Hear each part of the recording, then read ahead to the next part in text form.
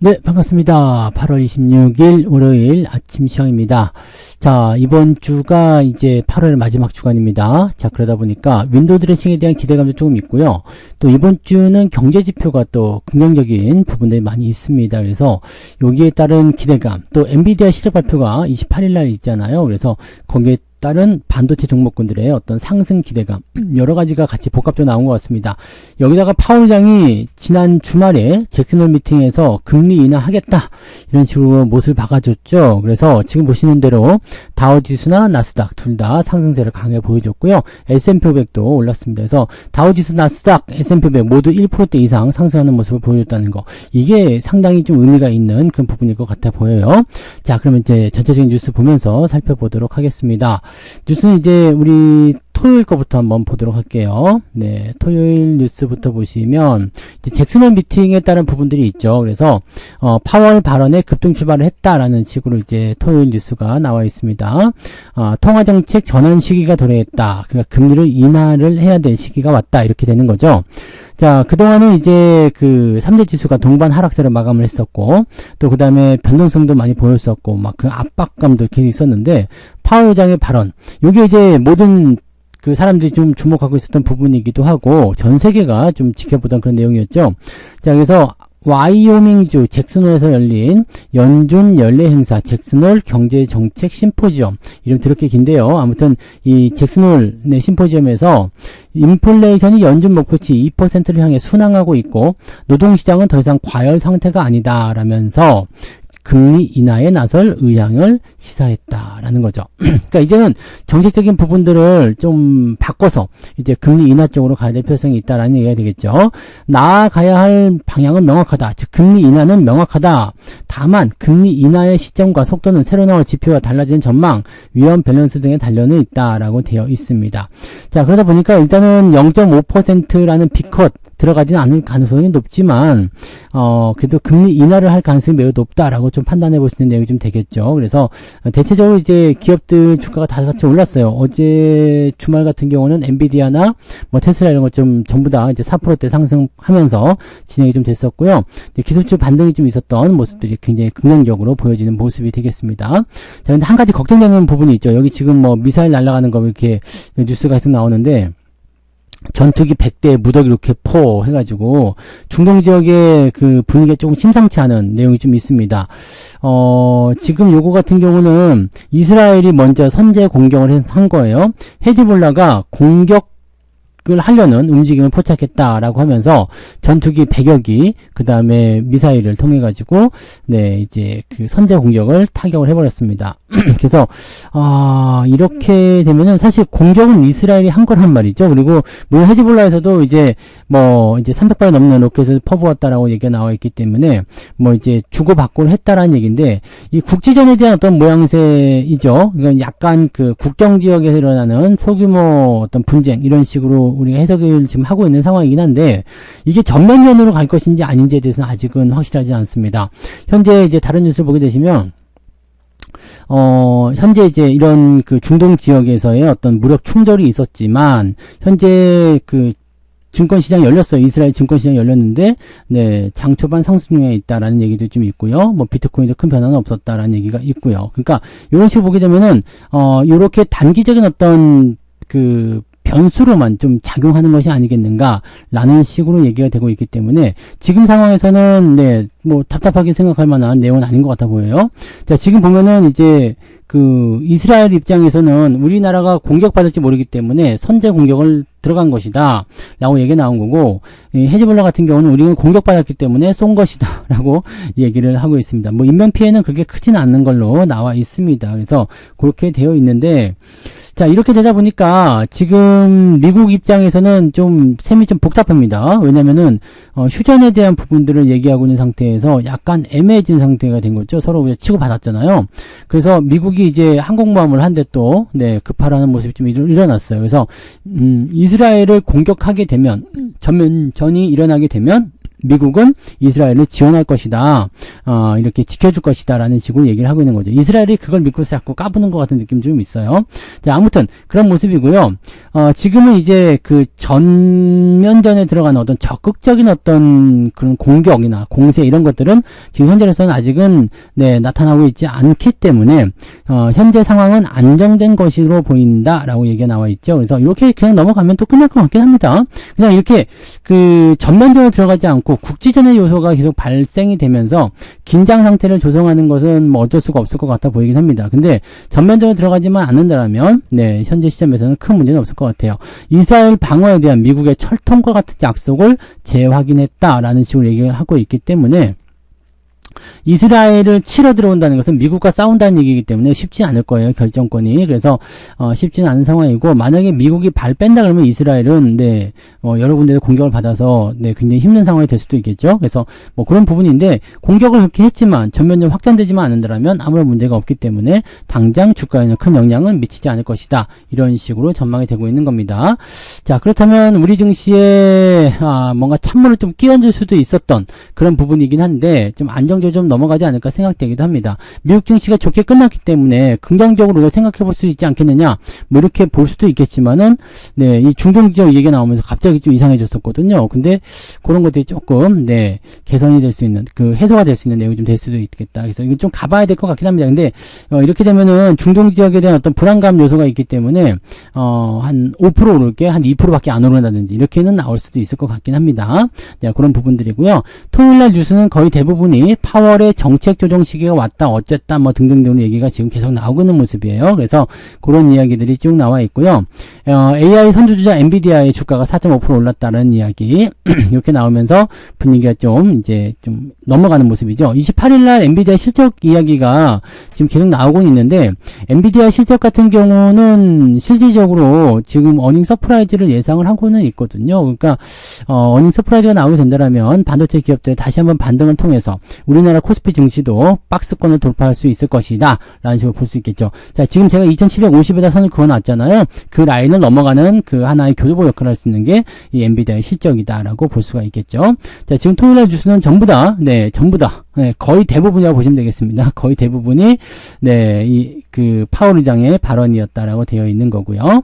자, 그다음에 하나 갤러리아 같은 경우는 제가 종목 진단을 해드렸기 때문에 이건 넘어가고요. 자, 그 다음에 하나솔루션이 지금 보면은 실적 부진 때문에 주가 떨어지고 있다. 목표 가격이 떨어졌다라고 되어 있습니다. 하나솔루션은 이게 지금 저쪽 뭐라 그럴까요? 정책적인 부분에서 조금 이제 점점점 이쪽 관련한 종목군들이 좀 안 좋죠. 네, 이쪽 관련한 태양광 이쪽이죠. 네, 이쪽 관련한 부분 신재생 이쪽이니까 좀 안 좋다라는 쪽으로 좀 될 수밖에 없거든요. 그러니까 계속 주가 떨어지는 모습이 좀 있어요. 그래서 요거 한번 주가 볼까요? 한화솔루션 이거 제가 예전에 매도 의견 한번 드렸던 것 같아요. 네. 한 번이 아니라 많이 들었던 것 같은데, 네, 요거 지금 주가 상황이 계속 이렇게 우하향으로 떨어지고 있잖아요. 요게 지금 뭐하고 비슷하게 생겼냐면은, 떨어진 부분들은 좀 다르지만 CS 윈드하고 좀 비슷해요. 네. CS 윈드. 얘도 마찬가지죠. 네. CS 윈드나 이제 동국, 그 다음에 SNC, 네, 동국 SNC. 이런 것들이 지금 여기 2020년도 초반, 중후반부터 시작해가지고 2022년도 중반까지 강세 좀 보였다가 주가가 밀리는 형태로 가고 있습니다. 그러니까 동국 SNC나 아까 CS 윈드 잘 보세요. 네. 이런 것들 보시면 이제 2022년, 이건 2023년도까지 약간 또 올라가는 모습이 좀 있었네요. 근데 지금은 좀 떨어진 모습이 나타나고 있죠. 최근에 조금 올라오긴 했어요. 왜냐면 민주당 쪽이 다시 기선을 잡을 수도 있다. 왜냐면 지금 바이든 대통령이 후보에서 사퇴하게 되면서 새로운 물결도 일어나는 모습이 나타났잖아요. 그래서 그런 부분들이라고 볼 수가 있겠죠. CS 윈드. 근데 그리고 이제 OCI도 한번 봐야 돼요. OCI도 별로죠? 네. 별로예요. 별로이기 때문에 이 신재생 같은 경우는 지금 트럼프가 될 것이냐 아니면 해리스가 될 것이냐 이거는 난 모르죠. 이거는 모르지만 정책적인 부분에서 힘이 많이 빠지는 것도 맞는 것 같아요. 한참 이제 기대감 가지고 올라가는 부분들이 있었겠지만 그 시점에서 뭔가 특별하게 나오는 부분들이 아직까지는 보이지 않고 있잖아요. 그래서 그런 내용들이 있습니다. 그러니까 하나솔루션 같은 경우도 그럴 수가 있겠다 판단 드죠. 네. 하나솔루션 같은 경우도 이제 주가가 계속 떨어지는 형태 진행되고 있어서 지지라인 때도 있긴 있어요. 있긴 있지만 조금 변화가 좀 답답할 수 있겠다라고 보셔야 될 것 같습니다. 그래서 실적 부진이 좀 나빠질 수 있는 형태가 일어날 수 있다는 것을 좀 참고하셔야 되고요. KB증권 같은 경우는 목표 주가를 29,000원에서 28,000원으로 내렸다. 키움증권은 31,000원에서 22,000원으로 많이 내렸네요. 여기는 IBK투자증권, 신한투자증권은 36,000원, 32,000원으로 낮췄다라고 되어 있습니다. 22,000원이면은 차트 다시 봐봐요. 지금 가격이 얼마예요? 25,000원. 근데 목표 주가가 현재 주가보다도 더 낮은 상황이면은 매도 의견이라고 봐야 되잖아요. 그러니까 이런 부분들은 조금 부담스럽게 작용할 수 있을 것 같아 보이네요. 그죠? 네. 자, 그 다음에 에코프로비엠도 한번 볼까요? 2025년 내년도 출하량이 마이너스 30%. 이렇게 되면 얘네들 안 돼요. 왜냐면 실적적인 부분들이 계속 감소를 하게 된 상황으로 가게 되는 거잖아요. 실적이 감소를 하게 되는 상황으로 가게 되면은 사실적으로 주가가 기대감을 가지고 올라가기가 상당히 어렵죠. 이것도 차트 한번 볼게요. 뭐 안 봐도 다 아시겠죠, 이거는. 네. 에코프로비엠. 요게 이제 실적 기대감을 통해서 계속 주가가 올라갔었던 부분이란 말이에요. 실적 개선 통해서 올라갔는데, 실적이 좋을 거야 했다가 실제로 까보니까 별로 안 좋아요 하니까 지금 떨어지는 거거든요. 이렇게 되면은 그동안 좋을 거야라는 기대감 때문에 올라간 이 포인트들이 전부 다 부담으로 작용이 됩니다. 고점 대비 많이 내렸다고 하지만 저점 대비는 아직도 엄청난 상승이기 때문에 이 부분들이 얼마나 더 깎일지 모르는 상황이죠. 근데 만약에 내년도 출하치까지도 출하량도 감소한다. 그것도 기존에는 이제 22% 하향이라는 게 예측치였는데 이제 30% 하향한다라고 나오면 나쁜 소식이 더 커지는 상황이 되는 거죠. 그래서 부담감이 일단 당분간 계속 될 것 같아 보여요. 그래서 얘네들은 이제 주도주에서 조금 분리가 되는 그런 형태로 넘어가지 않겠느냐라는 식으로 갈 수도 있겠다. 네, 한번 생각해 볼 필요는 있겠죠. 네, 그런 부분들이고요. 유가는 조금 올랐네요. 금리 인하한다고 해서 유가가 좀 올라갔다. 유가가 올라가는 것은 경기가 이제 호전될 수 있다. 경기 부양한다. 그러면서 이제 좀 땡겨주는 경향들이 좀 있거든요. 그런 부분들이 좀 있었다 보시면 되고요.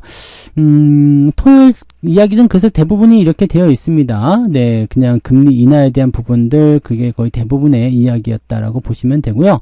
실제적으로는 이제 뉴스에 대한 부분들이, 이제 어느 한쪽에 딱 국한되어 있는 그런 모습이 좀 있기 때문에 조금은 좀 부담스럽다라고 생각하셔야 되겠죠. 네, 특별한 뉴스가 많지는 않아요. 그래서 금리 인하, 요즘에는 그런 거 있죠. 그 다음에 기술주의 실적, 그 다음에 중국 쪽, 그 다음에 경기 부양, 유가, 이런 쪽으로 좀 몇 개만 딱 집중돼가지고 나와 있죠. 네, 그래서 그런 부분들이 있다는 거를 참고하시면 되겠고, 방위산업주들이 조금씩 이제 또 움직이는 모습이 있는지 모르겠는데, 방산주들 같은 경우 요즘에 좀 최근에 주가 흐름이 별로 안 좋았었거든요. 근데 이게 단기적 조정인지 아니면 추세 하락인지는 아직은 알 수가 없어요. 조금 더 보긴 해야 됩니다. 그래서 그런 부분들을 좀 체크하시고, 대신에 방산주들 대체적으로 좀 많이 올랐잖아요. 우리가 대표적으로 볼 수 있는 게 한화 에어로스페이스, 그 다음에 현대로템, 네. 좀 많이 올랐죠? 네. 많이 올랐었기 때문에, 그 다음에 LIG 넥스원, 네.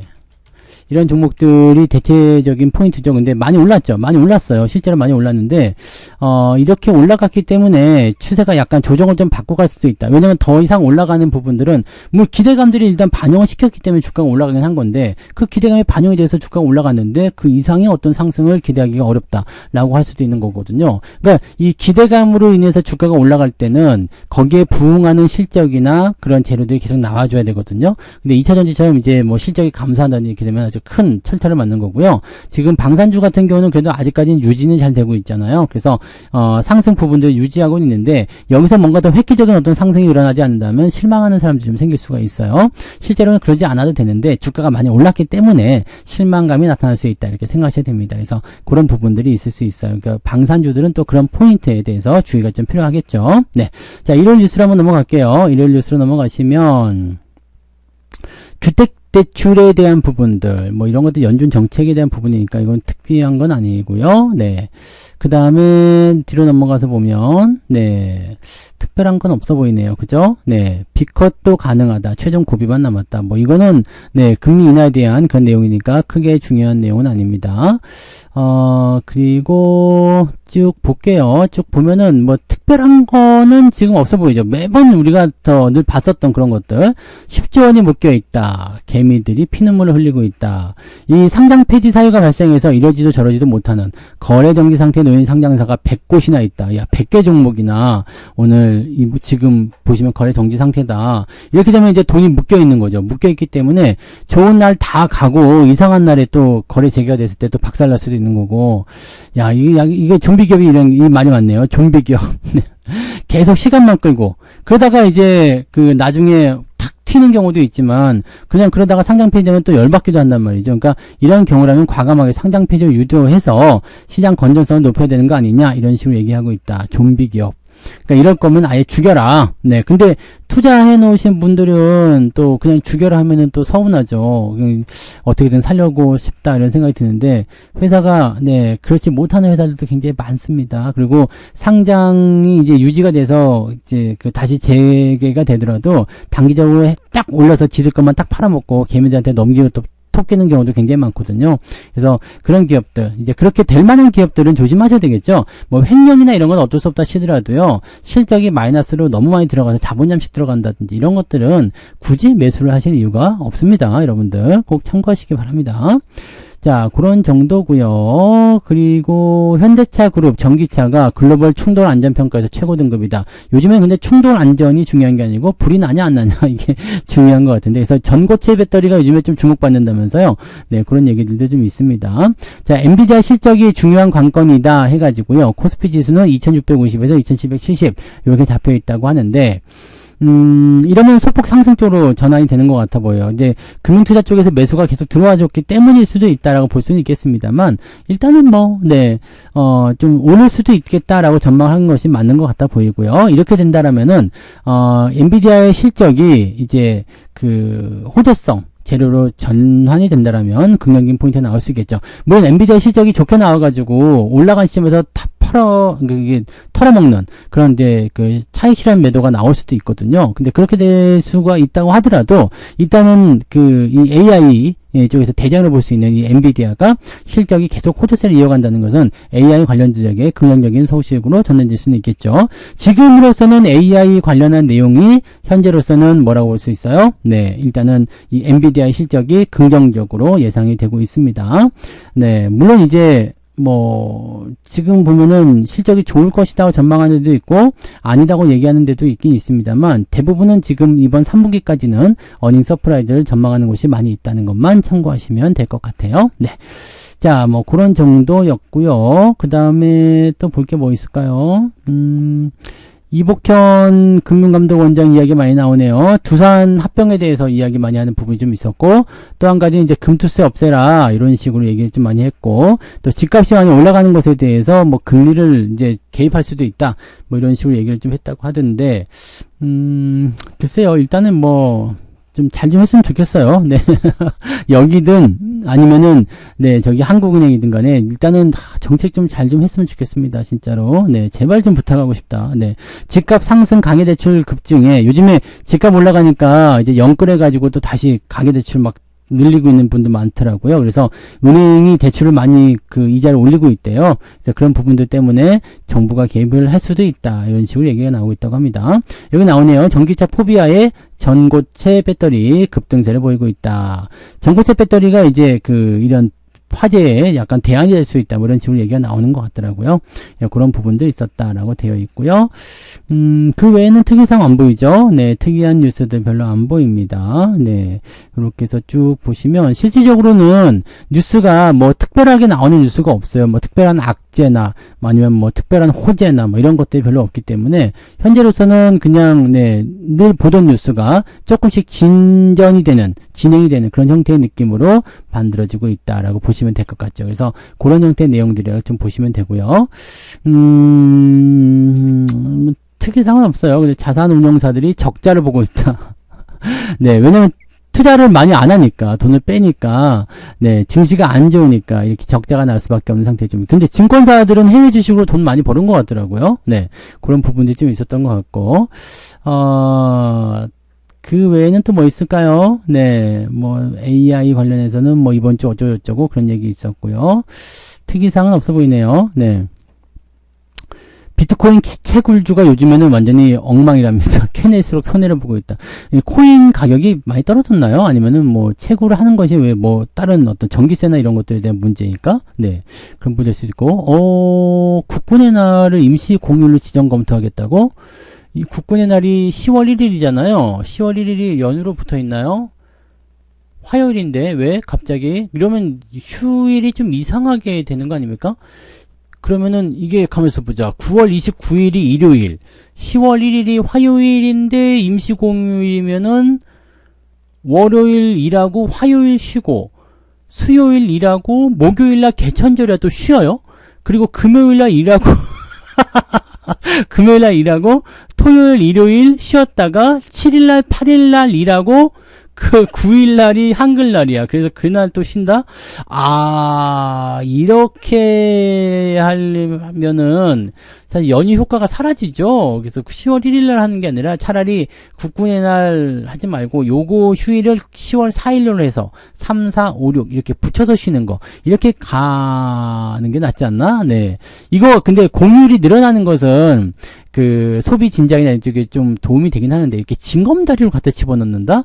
야, 이거 애매한데 월요일이라고 화요일 쉬고 수요일이라고 목요일 쉬고 금요일이라고 토요일 또 쉬고 이거 한 번도 안 해봐서 네 해보면 재밌을 것 같아 보이긴 합니다만 네, 신기한 뉴스도 있네요. 네 이런 부분도 좀 있었다는 거고 네 아무튼 뭐 그런 거고요. 네 집값이 뛰니까 건설주도 기지개를 켜고 있다. 요즘에 집값 좀 오른다는 얘기들 많이 느끼고 계시나요? 네 그런 부분이 좀 있다고 하더라고. 그래서 원가율 개선에 이제 뭔가 좀 기대감이 있어서 그랬다고 하는데 GS건설이 엄청나게 많이 올라긴 했어요. 네 이 주택 비중이 높은 종목들 우리 건설주도 공략하실 때 요즘에 보면 건설 자재 쪽도 많이 오르거든요. 그래서 최근에 제가 건설주 자재 쪽에서 하나 매수한 게 있는데 이것도 단기간에 보면 거의 급등식으로 튀고 올라가고 있어요. 그래서 이런 것들 보면은 뭔가 좀 있구나라는 생각이 좀 들 수도 있죠. 근데 아무튼 집값이 올라가니까 그 다음에 그린벨트 해제가 하나의 어떤 소식이었던 것 같아요. 지난주였던가요? 그래서 제가 건설주도 이야기 해드린 적이 있었잖아요. 네, 그런 부분들이 좀 있었는데 그런 내용들이 좀 있는 것 같고 건설주가 일단은 올라가는 배경에는 이 분양시장이라든지 집값 상승에 따른 뭔가 이제 수요의 어떤 증가 이런 것들이 나타날 수도 있다라고 볼 수 있는 거거든요. 그러니까 이렇게 되면은 집값이 뭐 당장 넌 올랐으니까 내려가 이렇게 해가지고 바로 꺾이거나 그런 모습은 아닐 거란 말이죠. 여기다가 이제 뭐 당국이 개입을 한다 뭐 그다음에 뭐 그 대출에 어떤 규제를 가한다 등등 얘기 나오지만 그게 이렇게 쉽게 잡힐 거라면은 이렇게 되지 않죠. 그래서 지금 상태라면은 건설주들의 움직임들을 좀 보긴 해야 될 것 같은데 건설주 쪽에서도 뭘 먼저 봐야 되냐면 주택 비중이 높은 거. 옛날에는 주택시장 안 좋을 때라서 주택시장 비중이 높지 않고 해외시장, 즉 플랜트 사업이나 이런 쪽, 해외 쪽에 있는 그런 부분이나 토목건설 이런 쪽으로 가 있는 건설주들을 먼저 봐야 되는 상황이었는데 지금은 주택 분양 이쪽으로 잡혀있는 종목군들을 좀 먼저 볼 필요가 있다라고 보시면 될 것 같아요. 그래서 그런 정도의 내용들이 좀 있다고만 참고하시면 되겠습니다. 그래서 뭐 삼성물산은 밸류업주로 많이 올랐었는데 요즘에도 네, 건설주로 또 다시 뛰어 올랐어요. 그래서 삼성물산, GS건설이 가장 이제 탑픽으로 지금 올라가 있는 모습이고요. HDC 현대산업개발은 엄청 뛰었습니다. 네, 그런 부분이 좀 있었죠. 얘가 만든 게 우리 집이 옛날에 그 현대 그게 맞죠, 얘네가? 네, 현대 뭐예요, 이제 아이파크? 네. 우리 집이 아이파크인데, 네. 그래서 제가 한때 좋아했었는데, 이게 그때 어디였죠? 그 광주 지역에 그 터미널 앞에 있는 거, 아파트. 네. 그거 이제 그 벽 떨어져 내려가면서, 네. 한번 맛이 갔었는데, 그때 이후로 좀 많이, 그래도 잘 좋아진 것 같아요. 요즘에 많이 올랐어요. 그죠? 어쨌든 이 주택과 관련된 종목군들을 주목을 해야 된다는 것을 참고해 주시면 될 것 같아 보입니다. 그죠? 네. 고양 내용들 참고하시면 될 것 같고요. 2차전지에서 개미들이 좀 떠나겠다라는 얘기가 좀 나오고 있네요. 네, 그래서 하락 쪽으로 진행하고 있다. 이제, 약간씩 이제 싫어하는 사람들이 좀 생긴 것 같기도 하네요. 그죠? 네, 그런 부분들, 네, 참고해 보실 필요가 있겠습니다. 2차전지 쪽은, 네, 나쁘다고 평가하기보다도 너무 올라간 것이 부담스럽다라고 생각하셔야 되는 내용이 좀 있겠죠. 그래서, 어느 정도 돌아오는 그런 되돌림의 포인트들이 주가 하락을 크게 만드는 쪽으로 연결된다라고 보시면 되겠습니다. 그래서 계속 이쪽에만 집중하지 마시고요. 천천히 좀 상황을 좀 봐가면서 이제 조금씩 도망치는 것도 한 번씩 고민해 보실 필요가 있을 것 같아 보여집니다. 그 얘기는 예전부터 계속 해드렸잖아요. 그죠? 자, 그 다음에 밸류업 지표에 대한 얘기가 있네요.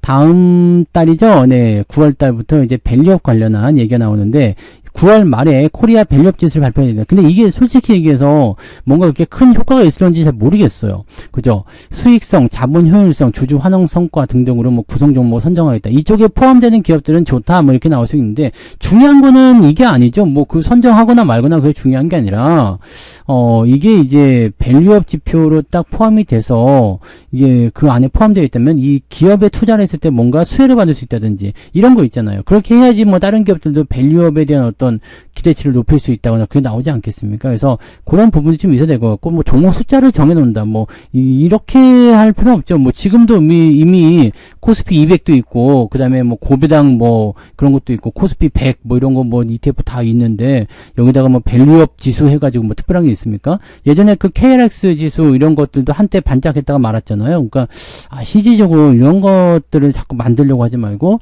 실질적인 그런 뭔가 수혜가 될 수 있는 그런 것들 좀 하는 것이 필요하지 않을까 생각해 봅니다. 아무튼 뭐 이런 정도 뉴스까지만 보시면 될 것 같아요. 뭐 가장 중요한 거는 이번 주 엔비디아 실적 발표, 그 다음에 뭐 간간히 섞어가지고 이제 뭐 건설주나 뭐 밸류업이나 2차전지나 얘기해드렸지만 그 중동 지역의 분위기 이런 것들이 이제 우리나라 증시에 어떻게 나올 것인지도 한번 보셔야 될 것 같기도 하고요. 자, 그 다음에 이제 경제지표 한번 보고 넘어갈게요. 자, 이게 이제 그 이번 주 경제지표인데요. 잭슨홀 심포지엄은 이제 잘 마무리됐고요. 자, 여기 지금 보면 핵심 내구재 주문이 있거든요. 월요일날 바로 발표됩니다. 오늘 저녁에 바로 발표되는데 핵심 내구재 주문이 핵심 내구재는 조금 줄은 것으로 나오죠. 예상치가 0.4에서 0.0으로 조금 줄어들었다 되어 있는데 그냥 내구재 주문은 마이너스 6.7에서 4.0으로 튑니다. 내구재 주문이 많이 늘어나게 되면은 경제지표에게는 호재가 됩니다. 그래서 이 내용들이 있다는 거 참고하시고요. 그 다음에 뭐 소비자 그 신뢰지표 같은 경우는 뭐 특별한 변화는 없어 보이고요. 그 다음에 제조업 지수, 조금 개선되는 거죠. 마이너스 17에서 마이너스 14니까, 조금 개선되는 모습이고, 수요일날 월러가 이제 발표하는 거 좀 있고요. 뭐 중요한 건 아닙니다, 이거는. 그 다음에 GDP요. GDP가 2.8로 그냥 그대로 고정됩니다. 실업수당 청구 건수 23만 2천 건에서 23만 4천 건으로 조금 늘어난다. 자, 실업수당 청구 건수가 이렇게 미세하게 늘어나게 되면은 금리 인하를 더 확정 지을 수 있는 내용이 좀 될 수도 있습니다. 그런 정도. GDP는 변화가 없어요. 자, 그 다음에 뭐 주택 판매 같은 경우도 조금 줄어드네요. 이런 부분도 좀 있고요. 그 다음에 이제 핵심. 이 PC 지표 이게 중요한데 요거는 큰 변화가 없는 걸로 나오네요. 자, 그렇다면 연준 입장에서는 지금 현재 시점에서 그 9월달 기준금리 인하에 대한 부분들에 조금 더 확신을 가질 수도 있지 않을까라고 판단될 수가 있겠습니다. 대신 시카고 PMI 지표 요거는 이제 45.3에서 40.4로 살짝 줄어든다고 되어 있습니다. 구매관리자 지표가 줄어들게 되면 경기가 조금 위축된다는 쪽으로 해석되기 때문에 안 좋은 소식이 나오겠습니다만 요 PCE 지표하고 이런 것들은 다 뭐예요? 금요일날 발표가 된단 말이죠. 금요일날 저녁에 발표되기 때문에 우리는 이미 이번 주 장이 마무리가 된 상태입니다. 그래서 이번 주 초중반까지는 엔비디아 시적 포함해가지고요 나쁘지 않습니다. 괜찮습니다. 그래서 윈도우 드레싱에 대한 효과를 어느 정도는 발휘할 수 있지 않을까라고 판단되니까요. 이번 주 긍정적으로 좀 출발하셔도 좋을 것 같아 보입니다. 중동 지역 문제가 어떻게 변화되는지만 좀 체크하시면 될 것 같아 보이고요. 뭐 이대로 그냥 뭐 더 확장되지 않고 그냥 봉합이 잘 된다라면 휴전에 아주 지금 미국이 진심이거든요. 그러니까 그것만 좀 잘 된다고 한다면 우리 증시도 큰 문제 없이 2700을 넘겨서 지금 2700 넘어서 끝났었기 때문에 2750을 넘겨서 저항대 돌파하고 다시 재상승할 수 있는 구도를 가져갈 수 있을 것이다 보여집니다. 중요한 거는 주도주 대형주들이 움직여줘야지 시장도 같이 움직인다는 것을 꼭 기억해 주시면 되겠습니다. 그래서 오늘 여기까지 이야기 해드리고요. 자, 조금 있다가 무료방송 진행됩니다. 9시요. 9시 무료방송 진행되니까 무방에 오셔가지고도 같이 이야기 해보시면 되겠습니다. 자, 오늘도 파이팅 하시고요. 저는 이따가 아침 9시 무료방송에서 뵙겠습니다. 고맙습니다. 본 방송에서 제공되는 모든 정보는 투자 판단의 참고 자료이며 투자의 최종 책임은 본 방송을 이용하는 본인에게 있습니다.